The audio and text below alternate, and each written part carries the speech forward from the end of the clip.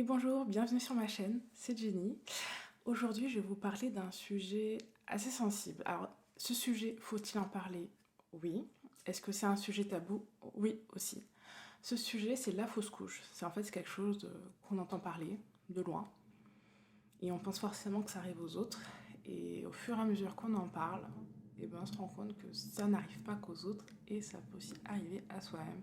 Et c'est important de savoir, bah voilà, ce qu'on en pense, de quoi on parle quand on parle de fausse couche.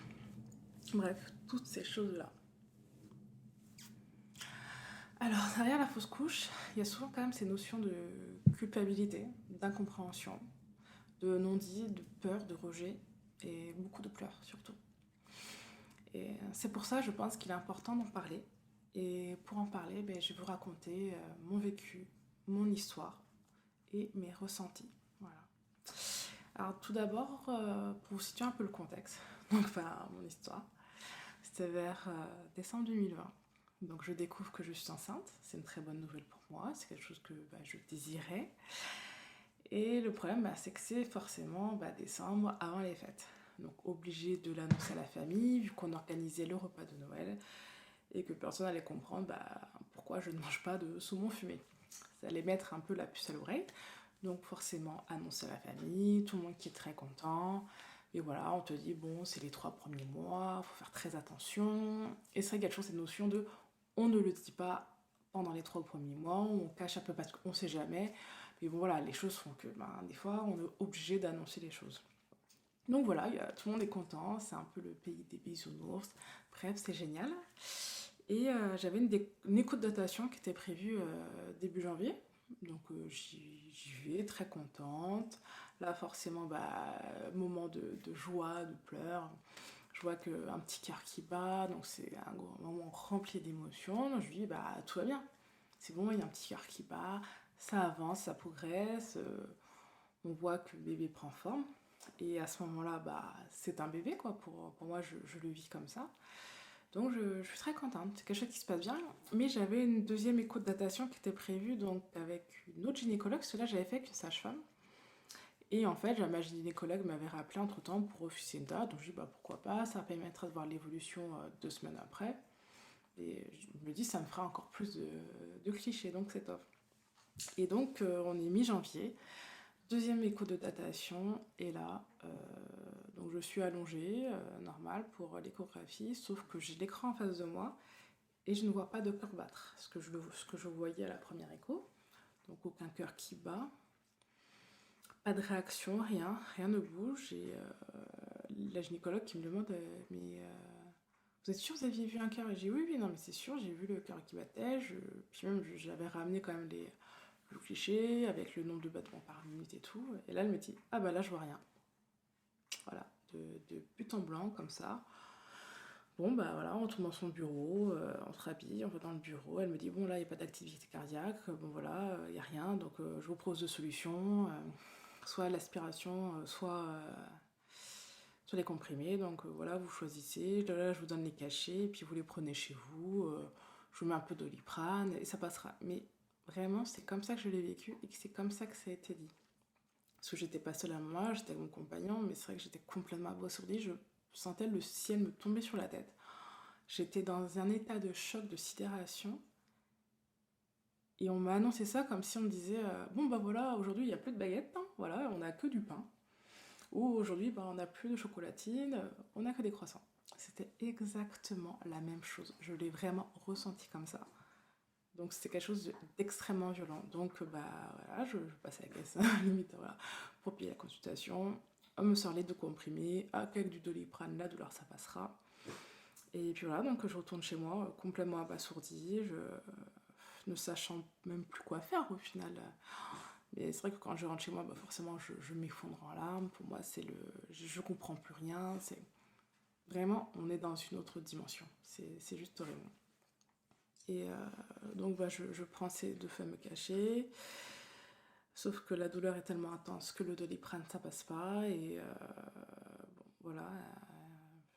J'ai ce petit bébé mais qui est devenu un amas de cellules poissonnées que j'ai vécu. Hein, voilà. Puis bon, c'est un peu refait ta life, refait ta vie. Sauf que c'était juste pas possible tellement les douleurs étaient intenses.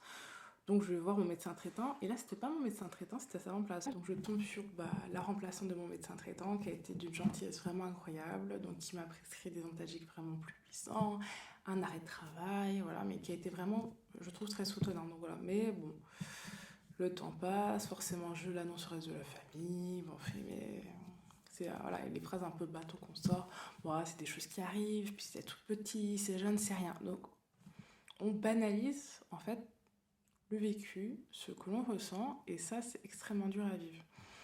Donc je continue ma vie, tout ça. Après je revois mon médecin traitant à nouveau, donc pareil, hein, qui me prescrit quelques examens et qui me conseille donc une nouvelle gynécologue.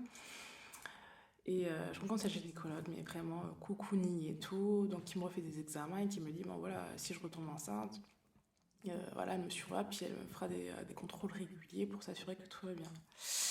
Et donc, je retombe enceinte un peu par surprise, parce que je ne m'y attendais pas assez rapidement, je crois vers le cours en mars, voilà, je ne sais même plus, mars-avril. Et là, vraiment, j'ai vraiment été soutenue par cette gynécologue avec des contrôles, des échographies de façon régulière, donc c'était rassurant. Mais en fait, j'avais toujours le vécu de cette fausse couche qui a hanté toute ma grossesse. C'est-à-dire que pendant une grosse partie de ma grossesse, j'ai carrément psychoté. J'étais toujours à me poser la question, est-ce que son cœur bat, est-ce que ça va bien, mais non, je vais le perdre à nouveau. Je me sentais vraiment mal et j'ai vraiment pas profité de ma grossesse jusqu'à ce que je sente mon bébé bouger dans mon ventre. Ce qui a fait que au moins pendant 4-5 mois, enfin je sais, c'est de mars à août, j'ai pas profité de ma grossesse. Ça a été une angoisse sans cesse, parce que ça n'avait pas été réglé. Et donc de là, je décide quand même de consulter une psychologue, parce que je n'en pouvais plus. Ça avait été banalisé, je sentais que je n'étais pas écoutée, que ça n'avait pas été pris en compte, il y avait encore cette souffrance en moi. Et donc je suis allée voir cette psychologue, j'ai fait quelques séances avec elle, ça m'a fait du bien, parce que moi, elle a pu poser les mots, dire, c'est normal en fait, vous n'avez pas fait votre deuil.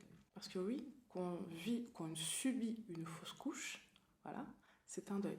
On perd quelque chose qu'on a désiré, quelque chose qu'on a projeté, on perd cet enfant, parce que oui, c'est ce petit être, en fait, dont on a vu le cœur battre, on le perd.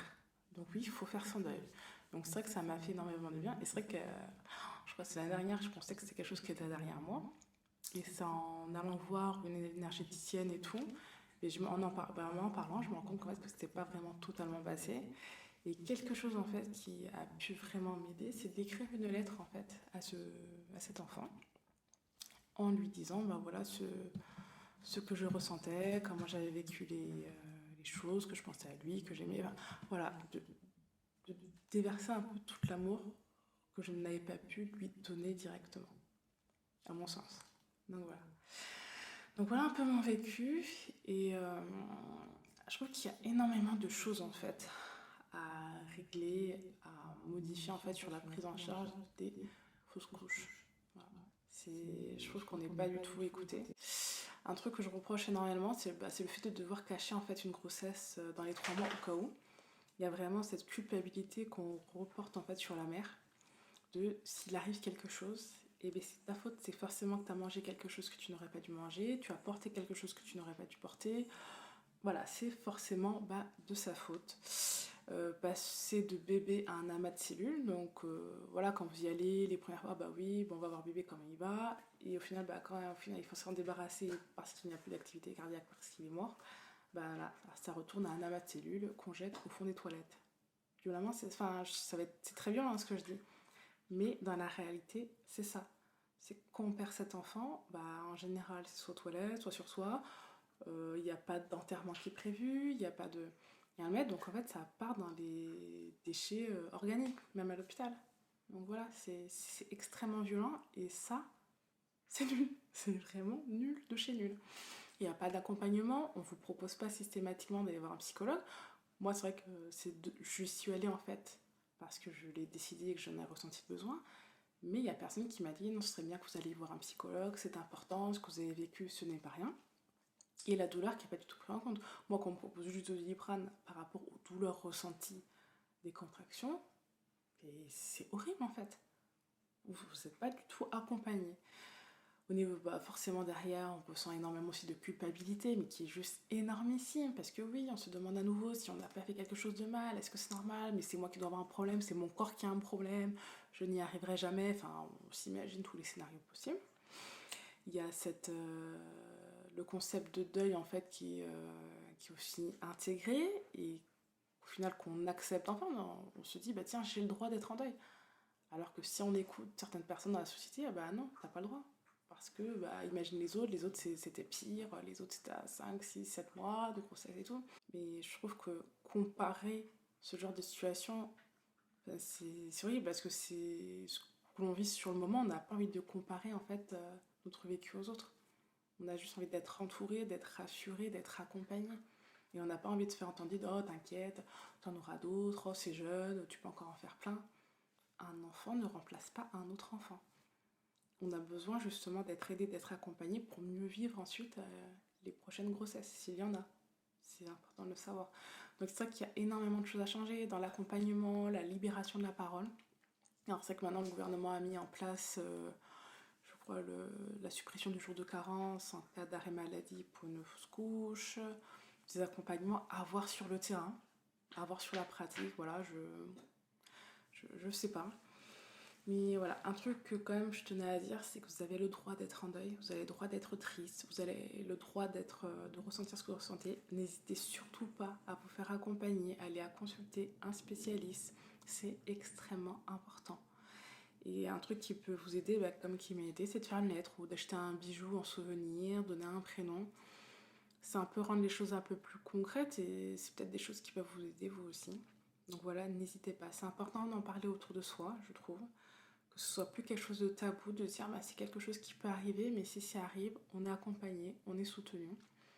J'ai découvert durant cette période aussi qu'il y a quand même quelques comptes sur les fausses couches qui m'ont énormément aidé aussi hein, à prendre du recul, à faire mon deuil, à accepter les choses. Mais ça reste encore ouais, très tabou comme sujet. Donc voilà, pour moi c'était important de vous en parler, de libérer un peu la parole sur ce sujet ben, en racontant mon expérience. Parce qu'il y a toujours cette honte un peu de dire ah mais ça m'est arrivé, ah mais c'est gênant, mais qu'est-ce qu'on va penser. Mais en fait on s'en fout. On vit tous des histoires de vie différentes, on vit tous des choses différentes et on a le droit d'en parler. Voilà, c'est quelque chose d'important. Ouais.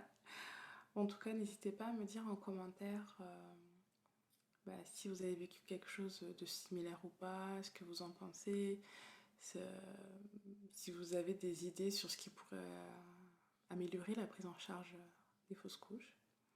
Et je vous dis bah, à une prochaine vidéo. À plus!